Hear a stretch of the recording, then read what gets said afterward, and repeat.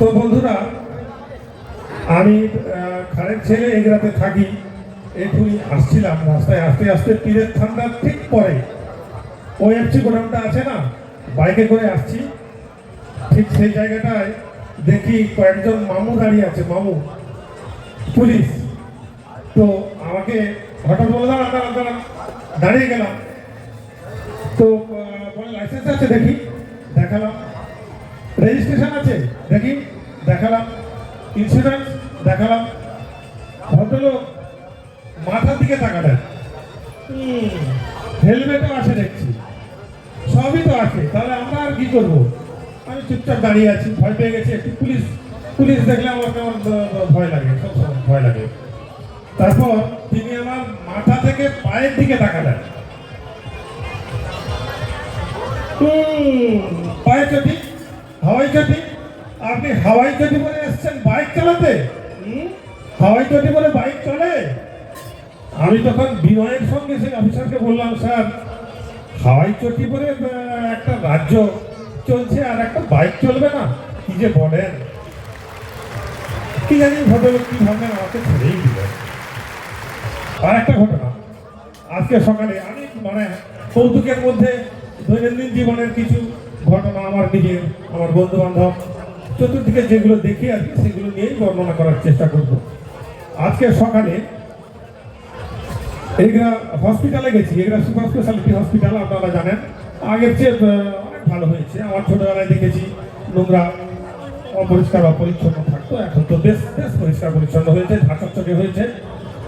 তো আউটডোরে দেখাবো, হাঁটুর একটু প্রবলেম আছে, 2 টাকার টিকিট কেটে ডাক্তারবাবুর কাছে নাম লিখে অপেক্ষা করছি, ডাক্তারবাবুকে দেখাবো। হঠাৎ দেখি এক ভদ্রলোক আমার বাঁ দিকে বসে আছেন। তো বাঁ দিক থেকে সেই ভদ্রলোক হঠাৎ চিৎকার করছেন, চিৎকার, কান্নাকাটি করছেন। তো আমি বললাম, কি হয়েছে, আপনি কাঁদছেন কেন, কি অসুবিধে? রক্ত পরীক্ষার জন্য গুলি খেতে অনেকটা রক্ত নিয়ে দিয়েছে, কান্নাকাটি করছেন। হঠাৎ বাম পাশের ভদ্রলোকের কান্না দেখে ডান দিকে আরেক ভদ্রলোক কান্না শুরু করে দিয়েছে। আমার কি হবে, আমার কি হবে? কি হয়েছে আপনার, আবার কি অসুবিধে হলো? আপনার কি অসুবিধে, আপনি আবার কাঁদছেন কেন? আমার পেচ্ছাপ পরীক্ষা করতে হবে। বুঝুন ভাড়া। তো সেখানে আরেক ভদ্রলোক দেখি টিভি দেখছেন। এখন প্রাইভেট হসপিটালের মতো টিভি লাগানো হয়েছে হসপিটালে, সরকারি হসপিটালে। সেখানে ওই ভদ্রলোক স্ক্রিনে খেলা দেখছেন। তো খেলা দেখছেন তো দেখছেন, মনের আনন্দে খেলা দেখছেন। ভারত পাকিস্তানের খেলা হচ্ছে, উত্তেজনা, বিরাট উত্তেজনা, খুব আনন্দের সঙ্গে দেখছেন, মাঝে মাঝে হাততালিও দিচ্ছেন। তো খেলা দেখতে দেখতে খেলা শেষ হয়ে গেল, ভারত জিতে গেল। তিনি মনের আনন্দে সোজা বাড়ি চলে গেলেন। আমি কিন্তু বসে আছি, তখনও ডাক্তার দেখানো হয়নি। মিনিট 15-20 পরে দেখি ভদ্রলোক আবার ফিরে এসছেন। এসে ভদ্রলোক বলছেন যে আমি বাড়ি চলে গেছিলাম। আমি বললাম, আপনি বাড়ি চলে গেলেন কেন? আপনাকে তো দেখলাম এখানে ডাক্তার দেখাতে এসছেন, কথা হলো আপনার সঙ্গে, বাড়ি চলে গেলেন কেন? তা কি বলবো দাদা, ভারত পাকিস্তানের যে ম্যাচ হচ্ছিল না, সেই ম্যাচটা দেখে ভারত জিতে গেছে, আমি মনের আনন্দে ডাক্তার না দেখিয়ে সোজা বাড়ি চলে গেছি। আমি বললাম, তাই নাকি? না, হ্যাঁ। তখন তিনি বললেন যে এখন ডাক্তার দেখিয়ে নেবো। আমি বললাম, আপনার ডাক্তারবাবু চলে গেছেন, আর দেখাতে পারবেন না। আপনার জন্য আরো একটা খবর আছে। কি খবর? না, আপনি যে ম্যাচটা দেখছিলেন ওটা লাইভ ছিল না, হাইলাইট ম্যাচ ছিল, অনেক দিনের পুরনো খেলা। ভদ্রলোক খুব দুঃখ পেলেন, ডাক্তারও দেখানো হলো না, আনন্দটাও পুরনো দিনের খেলা, আনন্দটাও নষ্ট হয়ে গেল। যাই হোক, এভাবেই চলছে। ইদানিং দেখছি বাঙালি নিয়ে একটা বিরাট উত্তেজনা চলছে। বাঙালি বাঁচাও, বাংলা বাঁচাও, এই সমস্ত ব্যাপার চলছে। তো আমরা যারা বাংলা মিডিয়াম স্কুলে পড়াশোনা করেছি, আমি তো বাংলা মিডিয়াম স্কুলে পড়াশোনা করেছি, ইংলিশ মিডিয়ামে কি হয় না হয় জানি না, কোনোদিন দেখিনি, থার্ড স্কুলেই পড়াশোনা করেছি। তো আমাদের এই বাংলা ছেলে মেয়েদের, বাংলা ভাষায় পড়া ছেলে মেয়েদের একটা বিশেষ গুণ ছিল। স্কুল নিয়ে কিছু অভিজ্ঞতা শেয়ার করছি আর কি আপনাদের সামনে। এখনো সেটা হয় সম্ভবত। স্যারেদের না বিশেষ একটা নাম থাকতো, যেমন ধরুন অসীম বাবুর নাম ছিল অসু, হেড স্যারের নাম ছিল হেডু, যদু বাবুর নাম ছিল না, সেটা বলা যাবে না, সেটা বলা যাবে না, ছিল তার একটা বিকৃত রূপ ছিল, এভাবে ছিল। আমরা বাংলা মিডিয়ামের ছেলেরা তো এরকম করতাম। বন্ধু বান্ধবেরও নাম ছিল। ক্লাসের যারা যে মেয়েটা সবচেয়ে বেশি পাকামো করতো তাকে আমরা বলতাম ঠাকুমা, নাম ছিল। আর যে ছেলেটা খুব বিচ্ছু ছিল তারও একটা নাম ছিল, ছিল তো। তো এরকম বিভিন্ন ধরনের নাম আমরা ব্যবহার করতাম। বোধহয় এই বাংলার বাঙালির অনুপ্রেরণায় এখনো এই বাঙালিরা নাম দিচ্ছে আর কি। যেমন ধরুন পিসি, ভাইপো, দিলুদা, খগেন্দু, এগুলো বাংলা ভাষাতেই সম্ভব, তাই না? এগুলো বাংলা ভাষাতেই সম্ভব। আর একটু পলিটিক্যাল ব্যাপার হয়ে যাচ্ছে তো, কেস খেয়ে যাওয়ার ভয় থাকে, কিন্তু আমার নেই, আমার কেস খেয়ে যাওয়ার ভয় নেই। কারণ বাংলা কোনো ভাষাই নয়, বাংলা কোনো ভাষাই নয় বলে দিয়েছেন মালব্য স্যার। তো যে ভাষাটাই নেই তাতে আর কাকে কেস দেবেন, তাই বলেই ফেললাম ফার্স্টে। আচ্ছা, আপনারা মাতাল তো দেখেছেন, সমস্ত পাড়াতেই মাতাল আছে, কম দেশে একটা দুটো পাঁচটা সাতটা মাতাল আছে, সব জায়গায় আছে। আমাদের পাড়ায়ও আছে, আপনার পাড়ায়ও আছে।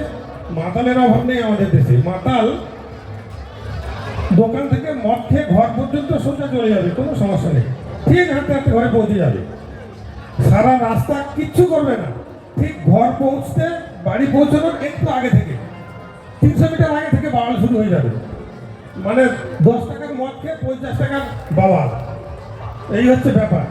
তো তারা ঘরে ঠিক পৌঁছে যায়, কিন্তু জুতোটা যদি পা থেকে খুলে যায় না, আর বাড়ি পৌঁছতে পারবে না। সেই জুতোটা সারাদিন ধরে গলাতে হবে।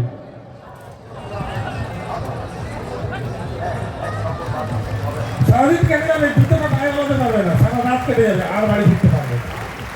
এই মাতালরা না প্রত্যেকদিন মদ খায় না, আমরা শুধু শুধু ওদেরকে দোষ দিই। ওরা প্রত্যেকদিন মদ খায় না, 2 দিন মাত্র মদ খায়। যেদিন বৃষ্টি হয় সেদিন খায়, আর যেদিন বৃষ্টি হয় না সেদিন খায়, আর কোনোদিন খায় না। আর এদের সম্পর্কে কোনো কিচ্ছু বলা উচিত নয়, কারণ দেশের জিডিপি বৃদ্ধিতে এদেরই সবচেয়ে বেশি অবদান। এরা মদ খাচ্ছে বলে আমাদের দেশটা চলছে, এদের ট্যাক্সের পয়সায় দেশ চলে। তাই মাতাল জিন্দাবাদ, মাতাল থাকবে। মাতালের জন্য আমাদের দেশের জিডিপি ওপরের দিকে। তাই মাতাল নিয়ে কোনো কমেন্ট করবেন না, মাতাল থাকুক, মাতাল থাকা ভালো। আমাদের দেশে মাতাল থাকলে দেশের উন্নতি হবে। একটা বিষয় একটু দেখানোর চেষ্টা করবো আর কি। তার আগে একটা কথা বলে দিই, আমি একটু এত কৌতুক করার চেষ্টা করি। আমার একটা ইউটিউব চ্যানেল আছে বিচিত্র বাঙালি এই নামে, বিচিত্র বাঙালি এই নামে একটা ইউটিউব চ্যানেল আছে।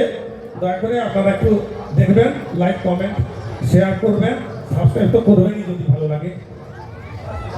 আচ্ছা, আমাদের পাড়ার খৈনিপুর নেতা, তার প্রত্যেক 5 মিনিট অন্তর অন্তর খৈনি লাগে।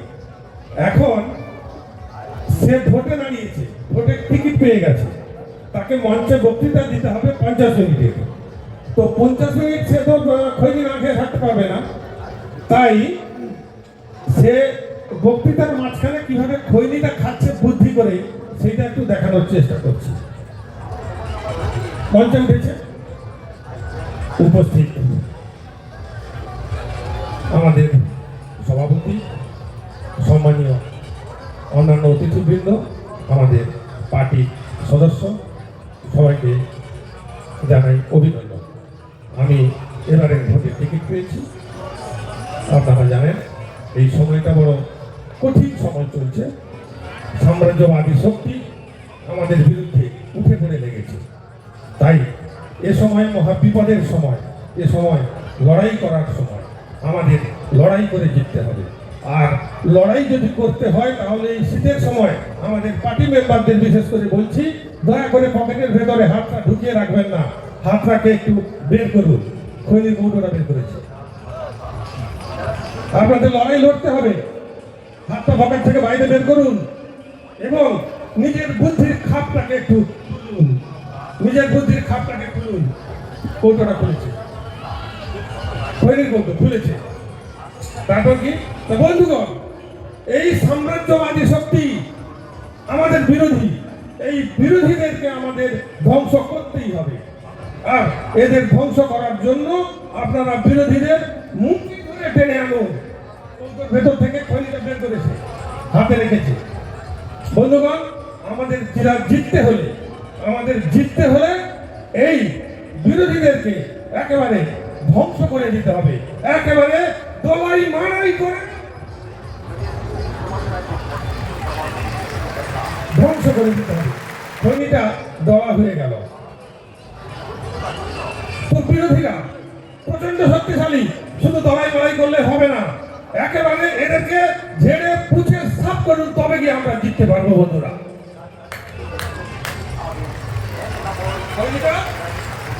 ঝাড়া হয়ে গেল। বন্ধুগণ, এ লড়াই কঠিন লড়াই, এ লড়াই আমাদের জিততে হবে। তাই এ লড়াই জেতার জন্য আপনারা কি করবেন না, নিজেদের বুদ্ধিটাকে একটু কাজে লাগান। প্রয়োজন হলে দুপা পিছিয়ে আসুন এগোনোর জন্য, নিজেদের ভোটটা মুখে বললো। বন্ধুগণ, যে কথা আগে বলছিলাম আবার সেই কথা বলছি, যে বিরোধীদের ঘৃণা করুন, তবে কি আমরা জিততে পারবো। তাদের এমন ঘৃণা করুন একেবারে যেন থুতুর মতো। খৈনি থুতুরা ফেলা হয়ে গেল, বক্তৃতা শেষ, খৈনি খাওয়া হয়ে গেল। ধন্যবাদ।